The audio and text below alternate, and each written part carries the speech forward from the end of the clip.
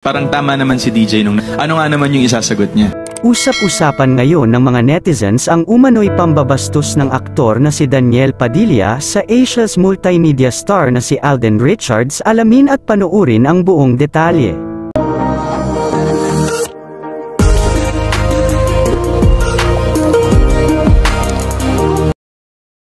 Nitong mga nakaraang araw ay naging maingay sa mundo ng social media ang pangalan ng aktor na si Daniel Padilla dahil umano sa hiwalayan nila ng aktres na si Catherine Bernardo, ngunit mas lalo pang nagpaingay sa pangalan ng aktor ay ang umano pambababae daw nito ng ilang beses kaya naman hiniwalayan siya ng halos isang dekada na nitong nobya na si Catherine Bernardo.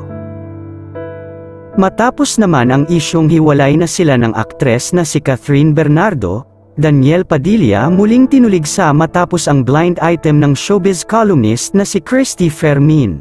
Umani ng samut-saring reaksyon sa mga netizens ang mga iilang revelasyon na inilabas ng kolumnistang si Christy Fermin, dahil ayon dito ay binastos daw di umano ni Daniel Padilla ang kapuso aktor na si Alden Richards. Matapos daw gawin ang pelikulang Hello Love Goodbye sa direksyon ni Direk Cathy Molina na talaga namang bumente sa masa noon, dahil insecure daw ang aktor na si Daniel Padilla sa kapuso aktor, at tila parang kabastusan ang ginawa ni Daniel Padilla kay Alden Richards dahil kahit nakikita nito si Alden ay dinadaan-daanan niya lamang ito at kahit na nakikita na nito ang aktor ay hindi man lamang ito pinapansin ni Daniel Padilla.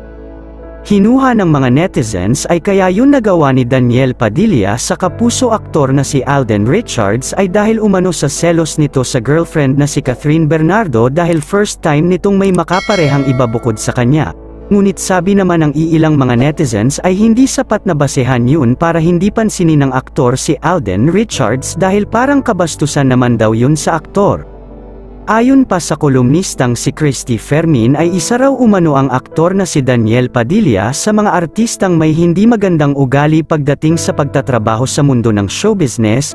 Bukod pa sa pambabastos ng aktor kay Alden Richards ay tila ba parang insecure din ito sa aktor dahil sa success ng career at movie nila ni Catherine Bernardo noon.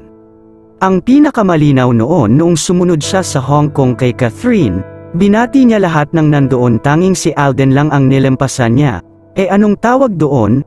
Di ba nai-insecure ka at nagseselos ka at the same time? Dagdag pa ng kolumnistang si Christy Fermin.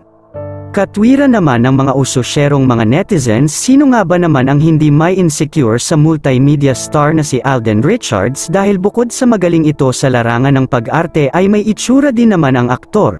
Bukod pa doon ay sila lang naman ni Catherine ang may hawak ng titulong highest grossing film of the Philippine history dahil bumenta lang naman ng 880 million ang pelikulang Hello Love Goodbye na ginawa nila noon taong 2019.